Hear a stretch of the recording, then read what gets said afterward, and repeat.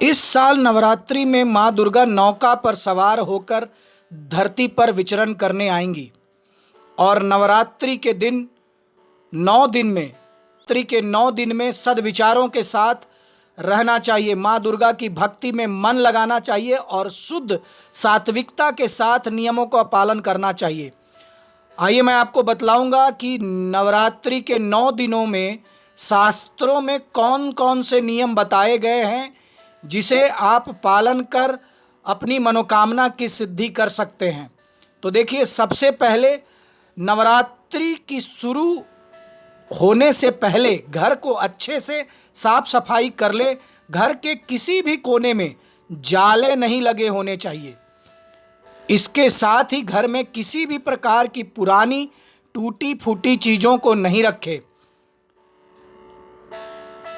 घर के पूजा के स्थान में भी नवरात्र से पहले साफ सफाई कर लें और भगवान के सभी वस्त्र, पोशाक और आसन धोकर तभी मंदिर में उपयोग में लाएं।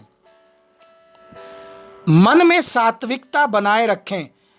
इस नवरात्रि के 9 दिनों में पूरी तरह से सात्विकता का पालन आपको करना चाहिए।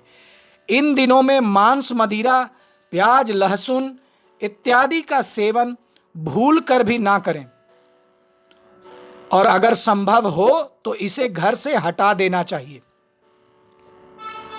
नवरात्रि के दौरान आपको सादा भोजन करना चाहिए।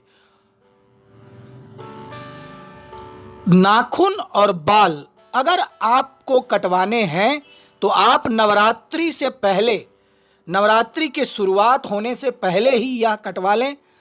अन्यथा इन 9 दिनों में आप बाल और नाखून कटवाने से बचें, क्योंकि ऐसा करने से ऐसा माना जाता है कि आपके जीवन पर अशुभ प्रभाव पड़ता है।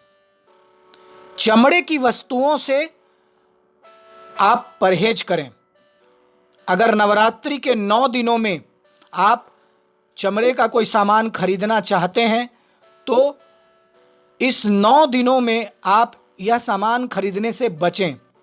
इसके पीछे कारण यह है कि लेदर की वस्तुओं को बनाने में जानवरों की खाल का प्रयोग किया जाता है और ऐसा चीज़ों का प्रयोग नवरात्रि में सर्वथा वर्जित माना जाता है।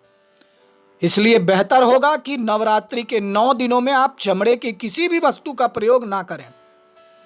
और सबसे महत्वपूर्ण चीज़ जिसका आपको बहुत ही पालन करना चाहिए, ध्यान रखना चाहिए कि नवरात्रि के 9 दिनों में किसी भी बुजुर्ग का भूल कर भी आप अपमान ना करें। जहाँ तक संभव हो उनका रोज आप आशीर्वाद लें। इन दिनों में बच्चों के साथ आप प्यार से पेश आएं और भूल कर भी उनके ऊपर हाथ ना उठाएं। देखिए, ऐसी मान्यता है कि बुजुर्गों और बच्चों का अपमान करने वाले माँ दुर्गा उनसे कभी खुश नहीं रहती।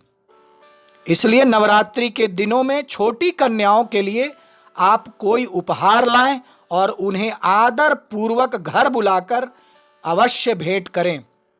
मेरे बताए हुए इन चीज़ों को अगर आप पालन करते हैं तो आप खुद देखेंगे कि नवरात्रि बीतते बीतते या नवरात्रि बीतने के बाद आपके घर में सुख शांति अवश्य बढ़ जाएगी। धन्यवाद।